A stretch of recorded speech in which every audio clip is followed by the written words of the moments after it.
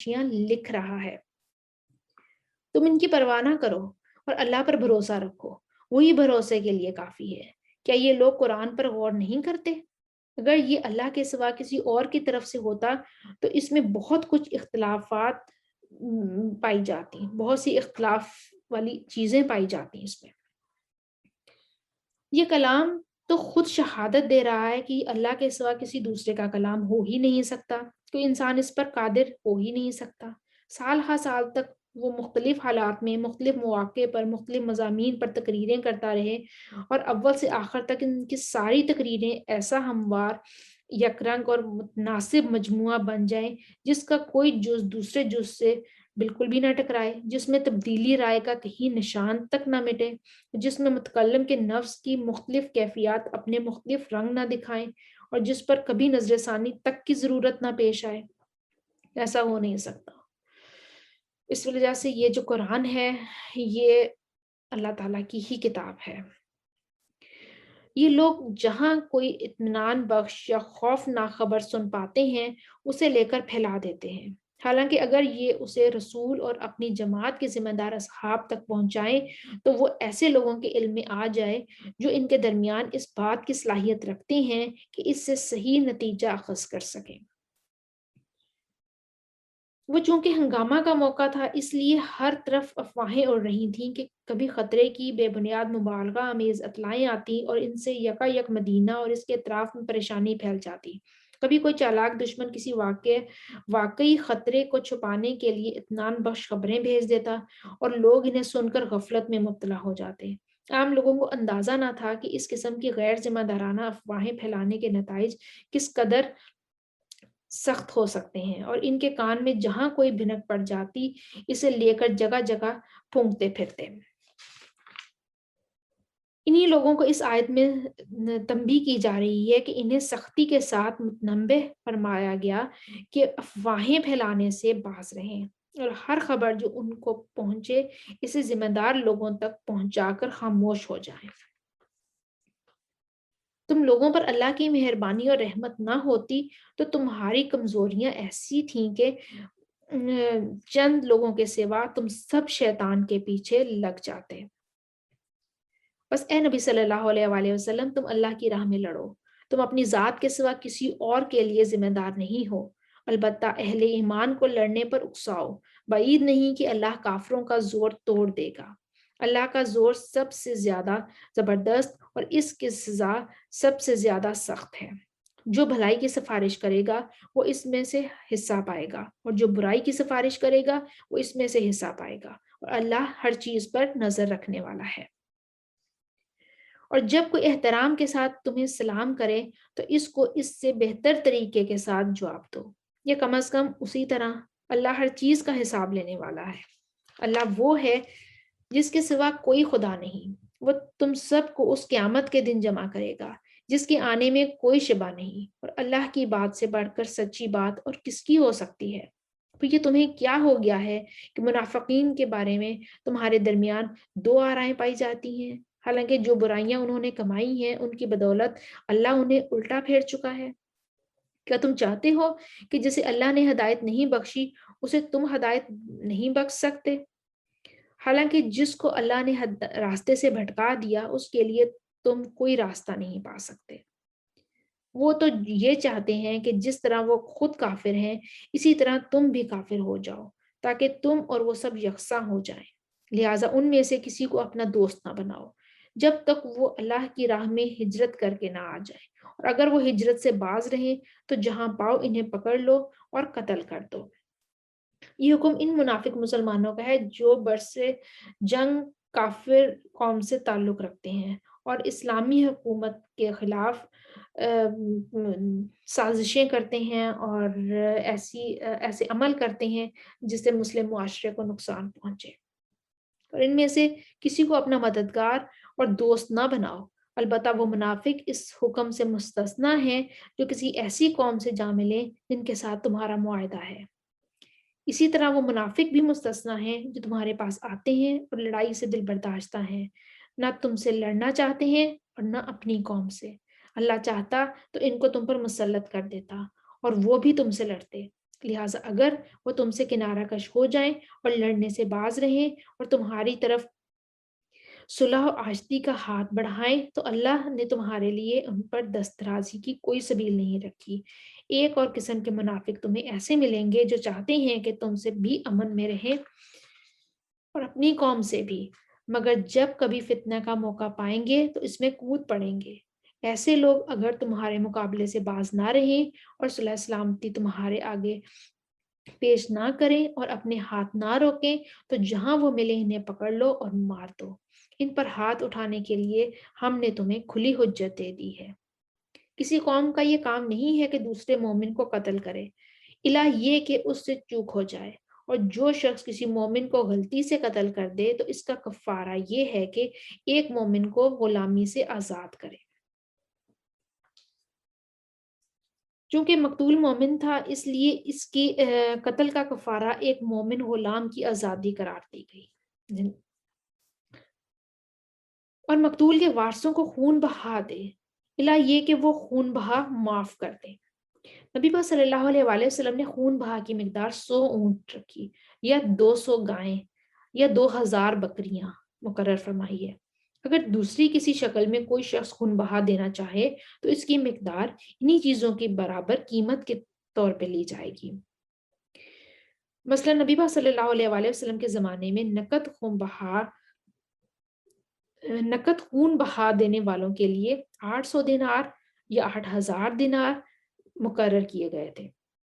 جب حضرت عمر رضی اللہ تعالیٰ عنہ کا زمانہ آیا تو انہوں نے فرمایا کہ اونٹوں کی قیمت اب چڑھ گئی ہے، لہٰذا اب سونے کے سکے میں 1000 دینار یا چاندی کے سکے میں 12000 درہم دینے چاہیے، مگر واضح رہے کہ خون بہا کی یہ مقدار جو مقرر کی گئی ہے یہ ہمیں قتل جو اس کے لواحقین ہیں ان کو دینی ہوتی ہے، اور یہ جو قتل آپ جان بوجھ کر کریں اس پہ دینی ہوتی ہے، بلکہ قتل خطا کی صورت کے لیے جب غلطی سے قتل ہو جائے، مومن کا قتل جو ہے وہ مومن کی جان اللہ کے نزدیک اتنی اہم ہے کہ آپ سے غلطی سے بھی اس کا قتل ہو جائے یا جان بوجھ کے قتل ہو جائے یا خاندانی دشمنیوں کی وجہ سے قتل ہو جائے، وٹ ایور جو بھی ریزن ہو، اس کی جان کے بدلے آپ کو یہ خون بہا دینا ہوگا۔ ایک صورت ہے اللہ یہ کہ وہ خون بہا معاف کر دے، لیکن اگر وہ مسلمان مقتول کسی ایسی قوم سے تھا جس سے تمہاری دشمنی ہو تو اس کا کفارہ ایک مومن غلام آزاد کرنا ہے، اور اگر وہ کسی ایسی غیر مسلم قوم کا فرد تھا جس سے تمہارا معاہدہ ہو تو اس کے وارثوں کو خون بہا دیا جائے گا اور ایک مومن غلام آزاد کیا جائے گا۔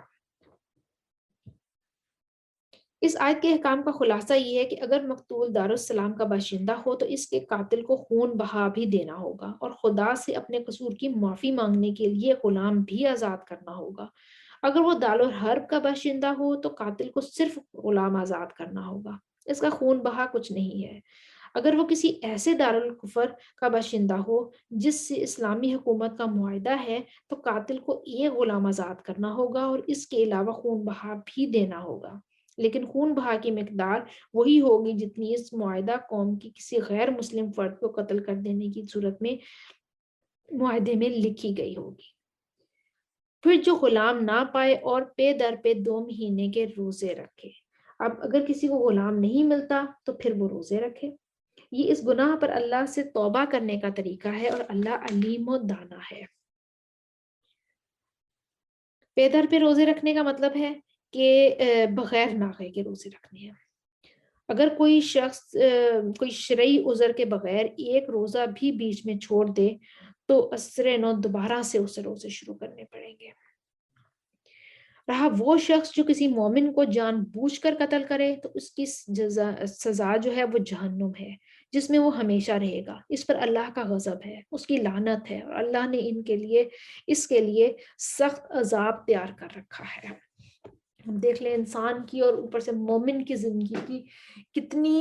اللہ تعالیٰ کے ہاں قدر ہے، اور کتنا ہمارے معاشرے میں یہ چیز بالکل عام ہو گئی ہے۔ اللہ تعالیٰ معاف فرمائے۔ اے لوگوں جو ایمان لائے ہو، جب تم اللہ کی راہ میں جہاد کے لیے نکلو تو دوست دشمن میں تمیز کرو، اور جو تمہاری طرف اسلام سے تقدیم کرے تو اسے فوراً نہ کہہ دو کہ تم مومن نہیں ہے، اگر تم دنیا کی زندگی کا فائدہ چاہتے ہو تو اللہ کے پاس تمہارے لیے بہت سے اموال غنیمت ہیں۔ آخر اس حالت میں تم خود بھی تو اس سے پہلے مبتلا رہ چکے ہو، پھر اللہ نے تم پر احسان کیا، لہٰذا تحقیق سے کام لو۔ ابتدائی اسلام میں السلام علیکم کا لفظ مسلمانوں کے لیے شعار اور علامت کی حیثیت رکھتا تھا، اور ایک مسلمان دوسرے مسلمان کو دیکھ کر یہ لفظ اس معنی میں استعمال کرتا تھا کہ میں تمہارے ہی گروہ کا آدمی ہوں، دوست اور خیرخواہ اور دشمن نہیں ہوں۔ خصوصیت کے ساتھ اس زمانے میں اس شعار کی اہمیت اس وجہ سے اور بھی زیادہ تھی کہ اس وقت عرب کے نو مسلموں اور کافروں کے درمیان لباس، زبان اور کسی دوسری چیز میں کوئی نمایاں امتیاز نہ تھا، جس کی وجہ سے ایک مسلمان سرسری نظر میں دوسرے مسلمان کو پہچان سکتا۔ انفارچونیٹلی ہمارے معاشرے کا بھی آج کل یہی حال ہے۔ یہ زمانہ جاہلیت کی بات کی جا رہی ہے کہ زمانہ جاہلیت میں لباس، زبان اور کسی دوسری چیز سے کہیں بھی فرق ظاہر نہیں ہوتا تھا کہ کون مسلمان ہے اور کون نان مسلم ہے۔ تو مسلمان السلام علیکم کہہ کے اپنے آپ کو بتاتے تھے کہ یس وی آر مسلمس۔ انفارچونیٹلی آج بھی صرف ہمیں ایک السلام علیکم ہی شاید فرق ڈالتا ہے، ادروائز ہمارے دیکھنے سے ہمیں کوئی فرق نہیں پتہ چلتا کہ ہم مسلمان ہیں کہ نان مسلمس ہیں۔ ہمارا کپڑا، ہمارا اٹھنا بیٹھنا، ہمارا لباس، ہمارا کوئی چیز بھی اسلام کے اصولوں پر نہیں ہے۔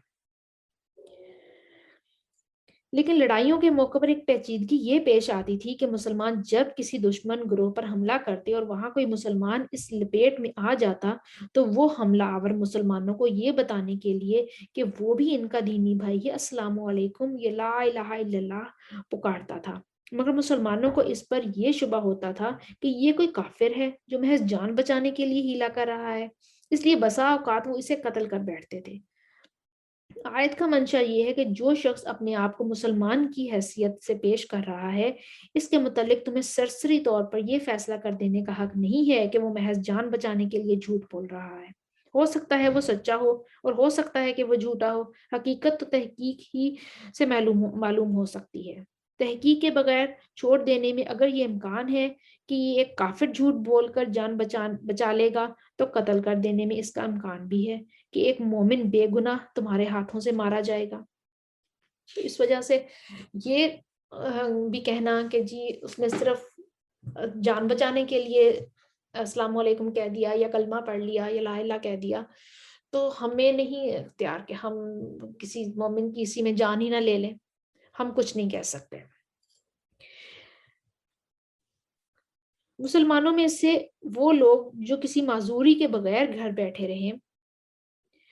اور وہ جو اللہ کی راہ میں جان و مال سے جہاد کرتے ہیں، دونوں کی حیثیت یکساں نہیں ہے۔ اللہ نے بیٹھنے والوں کی بنسبت جان و مال سے جہاد کرنے والوں کا درجہ بڑا رکھا ہے،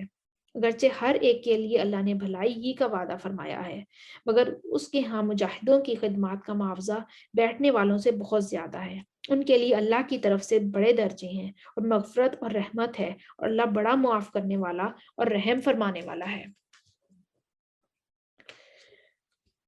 جو لوگ اپنے نفس پر ظلم کر رہے تھے، ان کی روحیں جب فرشتوں نے قبض کی تو ان سے پوچھا کہ یہ تم کس حال میں مبتلا تھے؟ اب وہ لوگ کون سے لوگ ہیں جو اپنے نفس پر ظلم کر رہے تھے؟ مراد وہ لوگ ہیں جو اسلام قبول کرنے کے بعد بھی بلا کسی مجبوری اور معذوری کی اپنی کافر قوم ہی کے درمیان مقیم تھے اور نیم مسلمانہ اور نیم کافرانہ زندگی بسر کر رہے تھے۔ ان کو اسلام کا پتہ بھی چل چکا تھا اور دارالاسلام کا بھی پتہ تھا، جس کی طرف ہجرت کر کے اپنے دین اور اعتقاد کے مطابق پوری اسلامی زندگی بسر کرنا ان کے لیے ممکن ہو گیا تھا، اور دارالاسلام کی طرف سے ان کو یہ دعوت بھی دی جا چکی تھی کہ اپنے ایمان کو بچانے کے لیے وہ اس طرف ہجرت کر جائیں، لیکن وہ اپنے ساتھیوں کا دل بھی نہیں توڑنا چاہتے تھے، ان کے پاس بھی رہنا چاہتے تھے اور اسلام میں بھی رہنا چاہتے تھے، اور درمیان کا معاملہ تھا۔ تو اللہ نے کہا جو لوگ اپنے نفس پر ظلم کر رہے تھے ان کی روحیں جب فرشتوں نے قبض کی تو ان سے پوچھا کہ یہ تم کس حال میں مبتلا تھے؟ انہوں نے جواب دیا کہ ہم زمین میں کمزور اور مجبور تھے۔ فرشتوں نے کہا کہ خدا کی زمین وسیع نہ تھی کہ تم اس میں ہجرت کرتے؟ یہ وہ لوگ ہیں جن کا ٹھکانہ جہنم ہے اور وہ بڑا ہی برا ٹھکانہ ہے۔ ہاں، جو مرد عورتیں اور بچے واقعی بے بس ہیں اور نکلنے کا کوئی راستہ اور ذریعہ نہیں پاتے، بعید نہیں کہ اللہ انہیں معاف فرما دے گا۔ اللہ بڑا معاف کرنے والا اور درگزر فرمانے والا ہے۔